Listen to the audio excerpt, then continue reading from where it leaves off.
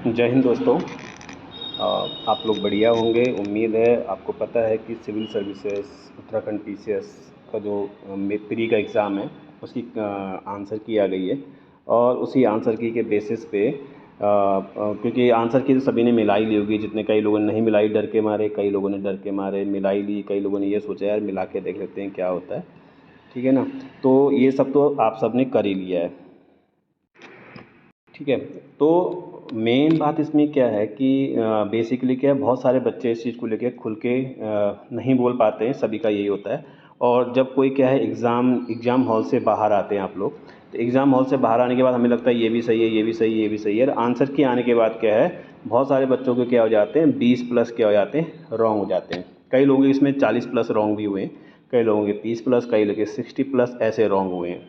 ठीक है ना। एक्चुअली क्या है, सीधी सीधी बात क्या है कि आप लोगों ने जिन बच्चों ने एग्ज़ाम दिया है, ठीक है ना, वो सब के सब जो एग्ज़ाम है, खासकर जो यूके पीसीएस का एग्ज़ाम है, उसका कुछ जो पैटर्न है वो इस हिसाब से चीज़ें नहीं हैं। क्यों? ये वाली बात मैं इसलिए कह रहा हूँ क्योंकि अभी जो एग्ज़ाम हुए थे, जैसे इलेक्शन कमीशन ऑफिस का हुआ था, और एक लोअर पीसीएस का हुआ था, उसके बाद हमारा तीसरा जो एफआरओ का हुआ था, उन तीनों के जो क्वेश्चन थे उसमें जो क्वेश्चन आए थे और जो यूके पीसीएस में क्वेश्चन आए उसमें ज़मीन आसमान अंतर था। ठीक है ना। और ज़मीन आसमान अंतर मैं इसलिए कह रहा हूँ कि यूके पीसीएस में इस तरह की चीज़ें रहती हैं। दूसरी बात मैं आपको एक और बता देता हूँ कि लास्ट ईयर जब 2024 में फॉर्म आए थे, मतलब 23 में फॉर्म आए थे, उसमें 24 में भी फॉर्म आए थे, 23 में भी आए थे। तो उस समय की क्या हुआ, उस समय बिल्कुल सेम चीज़ हुई थी, लोअर का भी आया था, एफआरओ का भी आया था और पीसीएस भी आया था। ठीक है ना, तीनों एक साथ आया था। और उस समय के वीडियो आप लोगों के उठा के देखना, हर कोई उसमें क्या है, 100 क्रॉस 110 जाएगी, 101 जाएगी, इस तरह की कट ऑफ बहुत सारी चीज़ें करते थे। ठीक है ना। मैंने भी उस समय वीडियो बनाए थे, लेकिन मैं ये नहीं कह रहा मैं बिल्कुल सही कह रहा हूँ या सही कहा मैंने आज तक। लेकिन अगर आप मेरे पुराने वीडियो उठा के देखोगे तो मेरा हमेशा कट ऑफ के आसपास ही रहा है। ठीक है ना।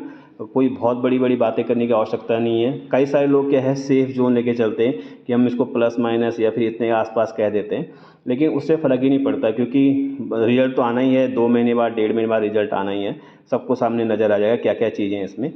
ठीक है ना। तो मैं आपको सीधे एक चीज़ और बता देता हूँ मैं आपको, इससे पहले जो लोअर पीसीएस हुआ था, ठीक है ना, लोअर पीसीएस के एग्ज़ाम में जो एक बार कट ऑफ गई थी उसमें लगभग 107 के आसपास कट ऑफ गई थी। ठीक है ना, 107 या ऐसे कुछ कट ऑफ गई थी, 107। तो अभी मैं लास्ट टाइम कुछ टाइम पहले वीडियो बनाया था, तो उसमें एक लड़के ने मतलब मेरे कमेंट बॉक्स में कमेंट किया था कि आपको पता ही नहीं कि लोअर की कट ऑफ 107 गई थी। तो उसको मैं कहाँ समझाने जाता यूट्यूब में कि भाई उसमें 12 नंबर उन्होंने ऐड करके दिया इसलिए 107 गई, नहीं तो आप लगभग 12 नंबर माइनस कर लो आप, तो आप लगा लो क्योंकि 90 में चली जाती है। ठीक है ना। मैं आपको एक फैक्ट बता देता हूँ, उत्तराखंड पीसीएस के जितने भी एग्जाम होते हैं, यूके पीसीएस जितने एग्जाम के आता है, अगर कोई व्यक्ति उसमें 90 प्लस है, 90 है, ठीक है ना, चाहे वो 150 नंबर का पेपर है, खासकर 150 नंबर का पेपर 90 प्लस या 90 लेके आता है, तो उसके पूरे पूरे चांसेस सिलेक्शन के होते हैं। अब आते हैं इस वाले के बारे में बात। इसमें आपको एक चीज़ दिखा रहा हूँ मैं, इसमें देखो पिछली बार जो एग्ज़ाम हुआ था, ठीक है, उसको देखते हैं। पिछली बार जो प्री का जो रिजल्ट आया था, ठीक है ना, उसमें हम चेक कर लेते हैं। ठीक है, चेक करने में इसमें देखो आप इसमें जो ये अनरिजर्व का जो कट ऑफ था 87 गया था। और अगर पिछली बार आप जो बच्चे हैं जिन्होंने क्या वीडियो बनाया था उनका देखना आप, ठीक है, उन्होंने, क्योंकि पिछली बार जो था जीएस का पेपर था बहुत ही इजी था, मतलब बहुत इजी, मतलब आज इस बार 2025 में जो पेपर आया उसका मतलब वो लगा लो उसका 50% भी नहीं था। ठीक है ना, इतना मतलब नॉर्मल जैसे इस लोअर के पेपर थे ऐसे पेपर था। उस समय जो नंबर ऑफ़ सीट्स जो लोगों ने फॉर्म भरा था वो भी लगभग इतना ही था। ठीक है ना। और नंबर ऑफ स्टूडेंट जिन्होंने उस पेपर दिया था उस समय क्या, जैसे इस बार 50% बच्चे एब्सेंट थे, उस समय लगभग 60 प्लस बच्चों ने क्या है पेपर दिया, 60,000 प्लस बच्चों ने पेपर दिया था। और तब भी क्या कट ऑफ कितनी गई थी, 87 गई थी। ठीक है ना। तो आपको ये पता है इसमें जो 123 के आसपास पद हैं जहाँ तक मुझे याद है, ठीक है ना, इसमें आपको पता है नए नियम के अनुसार 13 गुना बच्चे निकालेंगे वो, तो 123 को आप अगर 13 गुना के मल्टीप्लाई करो, लमसम में 1600 के आसपास जाता है। ठीक है ना। और आप राउंड फिगर में देखोगे 1600 को, तो आप ये लगा लो 16-1700 के 1700 के आसपास बच्चों को लेंगे। ठीक है ना। पिछली बार जो नंबर ऑफ सीट्स तो थोड़ा सा ज़्यादा थी, ठीक है ना, इस बार सीट थोड़ा सा कम है। अब आपको दोनों चीज़ों का ध्यान रखना है इसमें। ठीक है, मेन बात है कट ऑफ की, कट ऑफ लगभग कितनी कितनी जाएगी इसमें। ठीक है ना। तो उसमें उसके हिसाब से आप देख लो इसमें जो कट ऑफ रहेगा। ठीक है ना। इससे पहले, अच्छा, कट ऑफ करने से पहले मैं आपको एक चीज़ और बता दूं कि इस पूरे पेपर में, ठीक है, इस पूरे पेपर में, एक सेकंड, इस पूरे पेपर पहले हम क्या है ये आंसर की के बारे में डिस्कस कर लेते हैं। इसमें कितने क्वेश्चन क्या है आपके कटने वाले। मेरे पास जो बच्चे का पेपर है स्टूडेंट का, उसका पेपर है बी सीरीज़, ठीक है। तो बी सीरीज़ में चलते हैं इसमें। तो इसमें बी सीरीज़ में जो यहाँ पर इसने क्वेश्चन दिया है, ठीक है ना, बी सीरीज़ के अनुसार क्वेश्चन है इसमें। तो शुरू के जो क्वेश्चन इनमें मतलब जिनमें डाउट है, जिनमें आपको प्रत्यावेदन करना है आपको, ठीक है ना, आप कर सकते हो उसमें। उसमें से जैसे पहला जो क्वेश्चन है इसमें सेवा का अधिकार वाला क्वेश्चन है, तो वो देखा जाए एक हिसाब से तो ठीक है उसमें, ठीक है ना, उसका यही आंसर आएगा इसमें। बाकी तो इसमें मतलब पहले वाले पेज में सारे क्वेश्चन ठीक ठाक है इसमें, ठीक है, जिसमें कोई डाउट नहीं जा सकता है इसमें। बाकी इसमें जो 12वां क्वेश्चन है हाल के दशक में निरस्त्रीकरण के बारे में, यानी पॉलिसी ऑफ रिसेंट जो डिकेट्स है उसके बारे में जो बात की गई है इसमें, आर्ममेंट के बारे में जो बात की है, निरस्त्रीकरण के बारे में जो बात करी है, उसमें क्या है मुझे थोड़ा सा डाउट है कि ये ऊपर नीचे हो सकता है, ठीक है ना। लेकिन ये है कि अभी उसके पुख्ता प्रमाण नहीं है, तो 1-2 दिन मतलब टाइम लगेगा इसमें। उसके बाद तो ऐसी कोई दिक्कत नहीं होगी, ठीक है, उसको हम देख लेंगे इसमें। और ठीक है, तो जो अब तक ये डाउट मुझे रहा है वो क्वेश्चन नंबर 34 में जो क्वेश्चन है कि भारत के राष्ट्रीय बहुआयामी गरीबी सूचकांक में, ठीक है, कौन सा सूचक जीवन स्तर का निर्धारण के आयाम नहीं है, ठीक है ना। तो जीवन स्तर के आधार के निर्धारण में जिसने जो आंसर दिया है आयोग ने, ठीक है, 34 का उसने सी आंसर दिया है, स्कूली के शिक्षा वर्ष। तो ये आंसर तो बिल्कुल हो ही नहीं सकता उसमें, ठीक है। तो एक तो इस पर प्रत्यावेदन लगेगा, ठीक है, वो निश्चित लगेगा उसमें, ठीक है ना। और दूसरा इसमें जो अगला जो क्वेश्चन आएगा उसमें, वो क्वेश्चन आएगा क्वेश्चन नंबर मतलब एक जगह पे जहाँ पर लगातार क्या है 2-3 क्वेश्चन थोड़ा सा गड़बड़ करते हैं। इसमें एक बहुत अच्छा क्वेश्चन था 74 वाला कि ब्रिक्स में कौन से देश शामिल हुए हैं। तो इंडोनेशिया भी 2025 में ही शामिल हुआ था, तो बहुत सारे लोगों ने उसकी गड़बड़ कर दिया, बहुत सारे लोगों ने सही किया उसको, जिसने करंट अफेयर अच्छे से पढ़ी होगी, ठीक है ना। तो यहाँ पर जो क्वेश्चन आता है ये मतलब बी सीरीज में जो क्वेश्चन है वो होता है यहाँ पर 100 कुछ से शुरू है, ठीक है। एक तो इसमें आता है बम्बई में धार्मिक सुधारों में आरंभ करना, बम्बई में धार्मिक सुधार आंदोलन का आरंभ किसने किया था।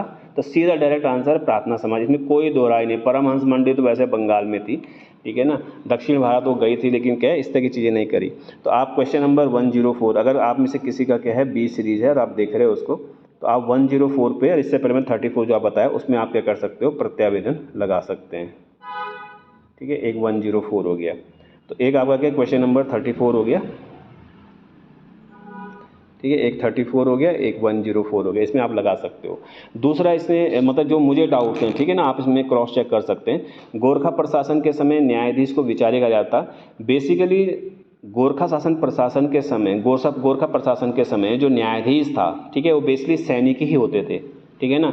और जो विचारी थे वह स्वेच्छाचारी प्रकार के क्या होते हैं, न्यायाधीश होते थे। एक प्रकार से वो न्यायाधीश में, एक होता है न्यायाधिकारी, न्याय करने का जो अधिकारी होता है, वो इस प्रकार के लोग थे। न्यायाधीश थे या नहीं थे, क्योंकि बेसिकली इसमें 2 चीज़ें आती। विचारी की नियुक्ति तब होती थी जब सैनिक और उनके जो अधिकारी होते थे, जैसे देखो ना सुब्बा वगैरह, ये लोग जब युद्ध में जाते थे तब विचारियों की नियुक्ति की जाती थी, नहीं तो विचारी परमानेंट न्यायाधीश नहीं थे। तो इसलिए थोड़ा सा क्या है इस क्वेश्चन नंबर 106 में क्या है, पहले वाले चीज़ को देखकर दिक्कत है। दूसरा, अदालत के अन्य न्यायकर्ताओं को सभा भी कहा गया था, बिल्कुल सही पॉइंट है। त्वरित न्याय हेतु दिव्य नामक अधिकारी की नियुक्ति की गई थी। अब बेसिकली दिव्य जो है वो अधिकारी तो था ही नहीं। दिव्य क्या थी, उसकी क्या है एक प्रकार की जो यातनाएं करने की चीज़ें थी उनके बारे में दिव्य कहा गया। बाकी और ऐसी कोई चीज़, दिव्य किसके नाम थे, एक प्रकार की जो कार्यवाहियाँ थी उसको, मतलब आपको क्या है जल्दी से किसी को क्या करना है, सजा देनी, उसके लिए क्या है दिव्य के बारे में आ रहा था उसमें। जैसे आपको पता ना कड़ाई, दीप को ही दिव्य कहा उन्होंने।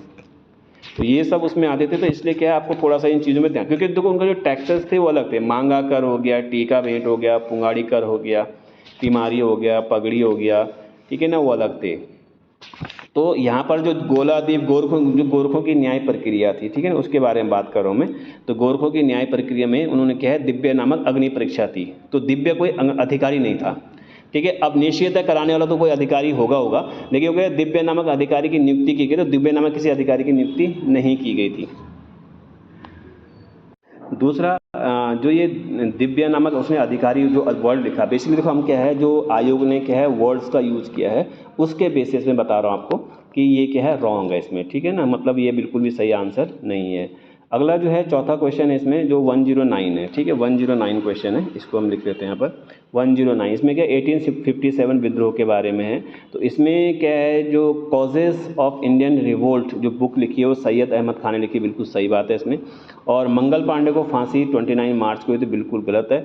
लखनऊ से बेगम हजरत महल थी, बिल्कुल ठीक था। बरेली से नाना साहब थे, ये रॉन्ग है, ठीक है ना। इसके हिसाब से मतलब क्या होगा कि केवल 1 और 3 इज़ करेक्ट, बाकी अदर आर इनकरेक्ट। लेकिन ऑप्शन में क्या है 1 और 3 है ही नहीं, तो इसलिए क्या ये वाला आंसर भी क्या है ऐड होगा इसमें, मतलब इसको क्या है बाद में रखा जाएगा उसमें, मतलब इसको फिर से क्या आयोग को चेंज करना पड़ेगा, जो भी क्या आगे जाके आयोग करेगा वो देखने वाली बात होगी।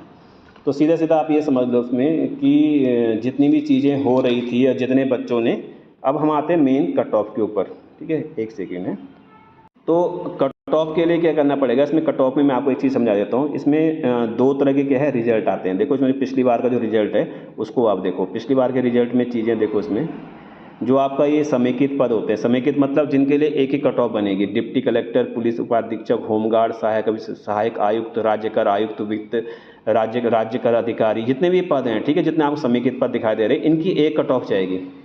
आप समझ रहे हैं, यानी अगर आप स्पेशल सब्जेक्ट वाले हो, आपको कोई सब्जेक्ट स्पेशल, जैसे आप एग्रीकल्चर से हो तो अगर उसमें उद्यान निरीक्षक का या असिस्टेंट डायरेक्टर का होगा तो आप उस पद के लिए जाओगे, ठीक है ना। तो उस पद में क्या आपकी कट ऑफ अलग जाएगी उसमें। तो आप अगर स्पेशल पद से हो तो आपकी कट ऑफ ये रहेगी। बाकी अगर समेकित पद वाला पोर्शन आता है तो समेकित पद की कट ऑफ जो पिछली बार थी वो आपको दिखी रही, यहाँ पर 87 थी। इस बार जो चीज़ें आएंगी, क्योंकि आपको पता है जो पिछली बार कट ऑफ का जो सभी ने क्या है अंदाज़ा लगाया था वो लगभग क्या है 101 102 के आसपास गए थे, क्योंकि तहसीलदार का रिजल्ट वैसे ही आया था, ठीक है ना। और अभी बहुत सारे क्या बचने के लिए 95 प्लस इस तरह की चीज़ें चल रही हैं, लेकिन मुझे नहीं लगता कि 95 प्लस या 90 के आसपास कट ऑफ जाएगी, ठीक है ना। आपको एक राउंड फिगर आपको बता दो मोटा मोटा में, तो ये जो कट ऑफ है वो लगभग क्या करेगी 79 80 प्लस के आसपास क्या करेगी, ये घूमेगी यहाँ, इसके आसपास जाएगी। यानी अगर आपका क्या है ये मतलब ये आपने जो क्रॉस चेक किया है, रिजल्ट को चेक किया, आपके जो नंबर चेक किए और ये 4-5 नंबर क्या है दोबारा से अगर बढ़ते हैं या कुछ भी होता है या घटता है जो भी रहेगा इसमें, तो कट ऑफ काफ़ी नीचे रहेगी। पहले से ही मुझे पता था कि पहले से मुझे मतलब ये एक्नॉलेज था कि भाई ये कट ऑफ थोड़ा सा नीचे रहेगी, लेकिन काफ़ी नीचे आप लगा लो। जब हम 101 सोचते हैं तो 87 तक कट ऑफ जाती है, यानी लगभग 12 नंबर के आसपास नीचे चलेगी कट ऑफ, ठीक है ना। तो इस बार का जो पेपर भी क्या उस हिसाब से था कि कट ऑफ बिल्कुल नीचे जाएगी, ठीक है ना, कोई आपसे कुछ भी बोले, ठीक है ना। अब देखो बाकी देखने वाली बात ये होगी कट ऑफ क्या 100 क्या पता सच में 100 चली जाए या 90 चली जाए, लेकिन जहाँ तक पेपर का हिसाब है, आयोग की जो हिस्ट्री है और आयोग ने जो आज तक चीज़ें करी हैं, तो कट ऑफ क्या है बिल्कुल नीचे रहने के चांसेस रहेंगे, ठीक है ना। मतलब ये मेरे हिसाब से इसमें कोई ऐसा बॉन्ड नहीं है कि हाँ बस इतना ही रहेगा, इतना नीचे क्यों नहीं गया, ठीक है, कुछ भी हो सकता है, क्योंकि ये एग्ज़ाम है और एग्ज़ाम में क्या है कुछ भी हो सकता है, इसलिए। लेकिन ये लगाओ जो जिन लोगों के 90 प्लस हैं तो आराम से क्या है मेंस की तैयारी करना शुरू कर दें, मतलब अभी से मेंस लिख लें। पर आपको पता है ना सी सेट क्वालिफाई होना ज़रूरी है, उसको ज़रूर चेक कर लेना। आप मेंस लिखना शुरू कर दो अगर 90 प्लस है, ठीक है ना। और जो इसमें 80 प्लस हैं वो भी क्या है उम्मीद कर सकते हैं कि उनके क्या है रहेगा, मतलब वो लोगों का आ सकता है इसमें। और जो मिनिमम कट ऑफ जा सकती है मेरे हिसाब से वो 77 प्लस के आसपास जा सकती है, मतलब ऐसा मुझे लगता है। मे भी ऐसा ना हो, लेकिन अगर होता है, ठीक है ना, तो अच्छा ही, ऐसे में बहुत सारे बच्चों को मौका मिल जाएगा, ठीक है ना। तो लेकिन ये है कि जो 80 प्लस है उनका बिल्कुल क्या है सेफ स्कोर रहेगा इसमें, ठीक है।